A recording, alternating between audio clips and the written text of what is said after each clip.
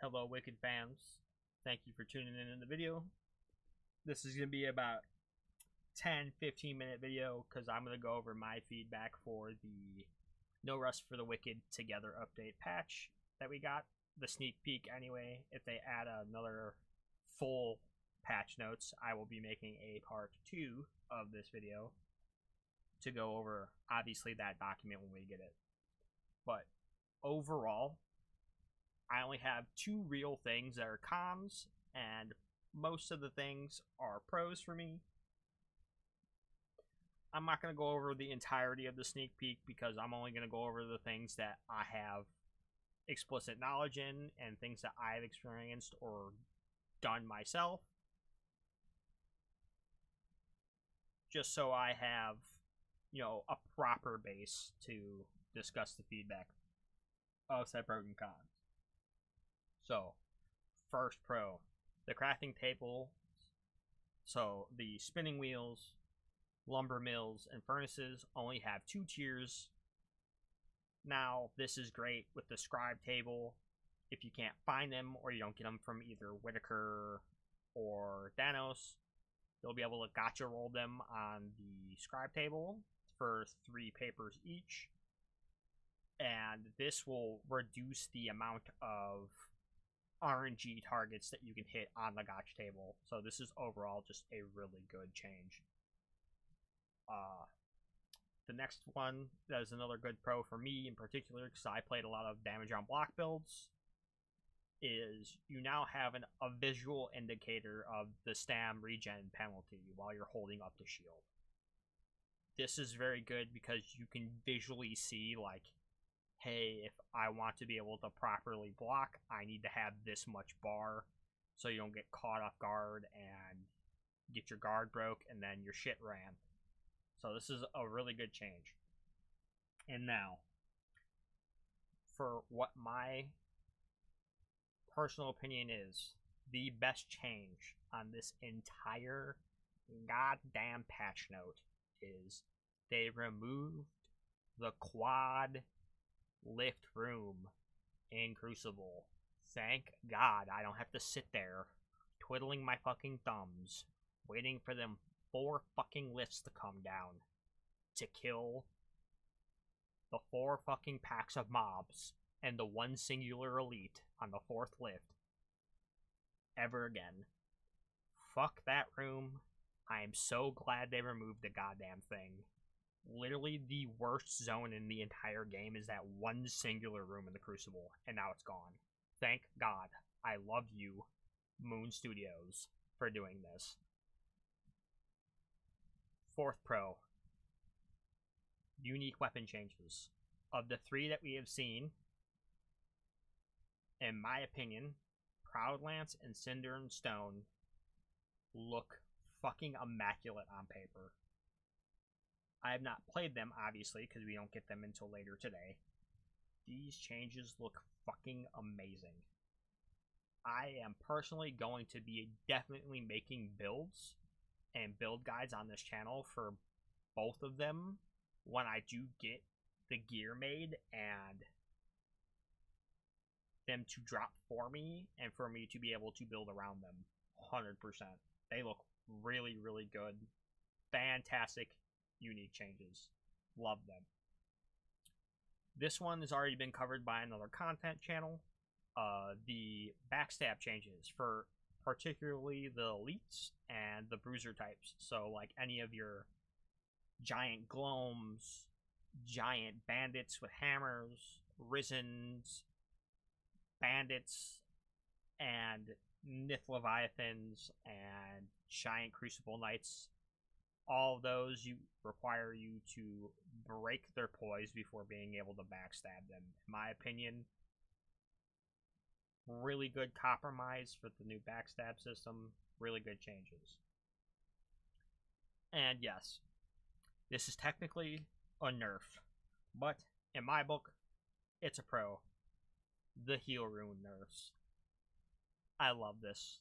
I love this so much. I would personally rather than just remove the heal rune altogether. I do not think it should exist in the game. I feel like it undermines the food system. Great change. Now, this is going to be the bulk of the video. I'm going to go over the new crafting changes.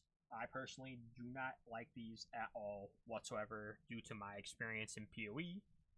And for those who don't know what PoE is, it's Path of Exile. Both 1 and 2, I have combined around 18,000 hours combined with both. I personally do not like the new Embers, because this is going to lead to what I, in my opinion, believe is going to be a very bad mindset to instill in players like me who want to do everything as efficiently as possible and save as much time and not have to deal with RNG in the least amount possible. So I'm going to run 2 scenarios, right? So right now, in the game, and after a patch launches, you have none of these new Embers, right? The first way you craft is 5 steps, right? Step 1, get the white item with whatever facet you want on it. If you get one with a facet, or just a normal white item, you get the white item.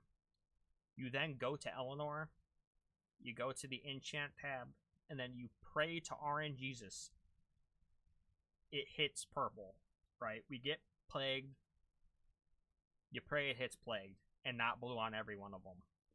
Okay, that's 1 layer of RNG you have to deal with. And then you arrive to the second layer of RNG. You now have to spam up to 5 different rolls of Embers to get the 5 affixes you want. So the 4 rolls you want and the 1 negative. So technically 5 affixes.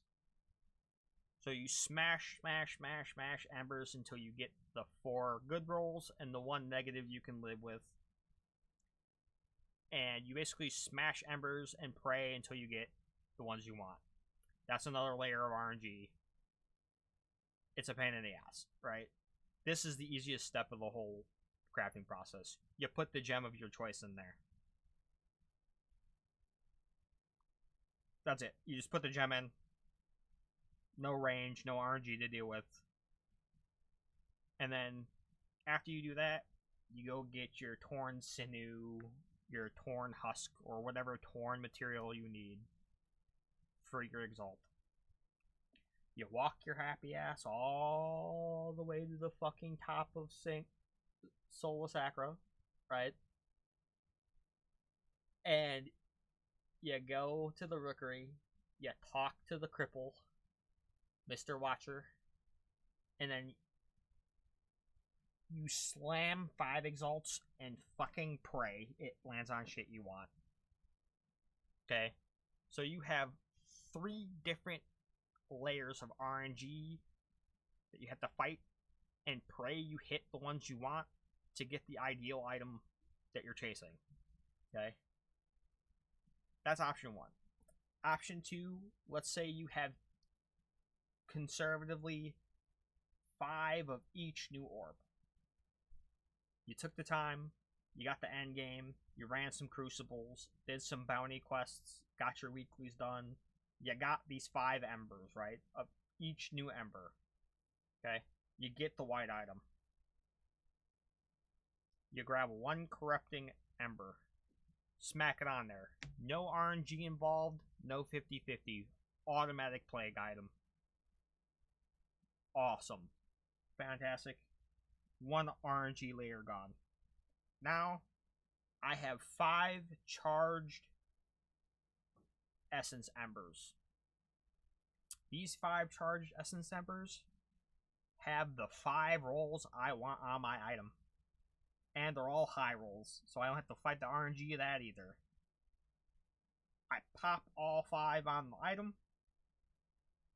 Done with that step. No RNG involved. Pop my jewel in once again. Now, I got 5 sublime embers. I use the 5 sublime embers on the rolls I want. Don't have to RNG it. You just pop it on the roll you want. No RNG involved. You're done. You're done with it. You're done.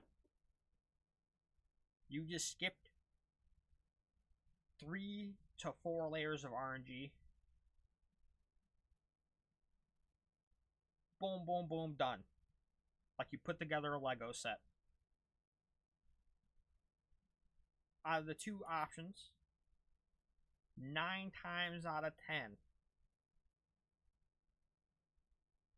you're picking option 2. Right? You're going to choose to not craft until you have the new orbs, and you can skip the pain and suffering of fighting RNG to just get your item. Okay? And my other con, the Fallen Ember and gem drop rate lowered at the beginning of the game. You have no real endgame loop. And Thomas has confirmed multiple times now in both the interview and in the Q&A yesterday that we are not getting an endgame loop until we get the full game at 1.0.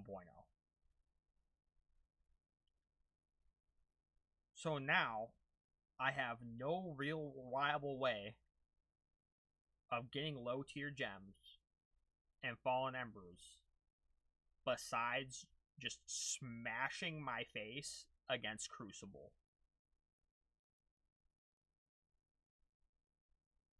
And praying I get them out of chests. Which most people can't even beat Crucible. If you hang out in the Discord, for the official Discord for No Rest for the Wicked, consistently people are asking for help with their build because they can't kill EK. And if you can't kill EK, you're not getting half to 75% of the loot that you can even get from Crucible in the first place, because you're missing 5 whole chests, and one of them is a guaranteed unique T3 chest at the end. And you're just not getting that. And then you're limiting the pestilence zones that we can do to a 24-hour IRL timer. So you can do 5 zones every 24 IRL hours. So you spend 2-3 hours doing those 5 zones, and then you're stuck in Crucible again. Why kneecap our farming potential for lower tier gems by reducing the drop rates early game so we can't go and realm hop new realms and do chest runs? Like, I just feel like that's a premature nerf. Like, I understand doing this change later on when we have the full scope of the game, and there are plenty of other alternatives and solid solutions that we can go and do instead of doing this, but there isn't right now. So in my opinion, this is a bad change because it's, in my opinion, again, premature. And as like just a last note, this isn't technically a con. It's not technically a pro. It's more of like a question more than like a pro or a con. It just confuses me how like they threw like a random left ball. It was just like, yeah, we're just removing the experience gain on Unspoken, but we're gonna give you more enemies. I don't understand why I removed the multiplier or the additive multiplier to experience on the harder difficulty. I don't care. I'm gonna play it regardless whether it has it or not. But it's just kind of like, it's such a weird like out of left field change for them to make. But I'm going to link this post in its full glory on the forum in the description, along with the Rookery's video of the backstab feedback that they made. Kind of more reinforces my point of why that pro is a really good change. If you made it this far, I realize it's 15 minutes. It's a little longer, but I appreciate it if you stick around, and I will see you in the next one.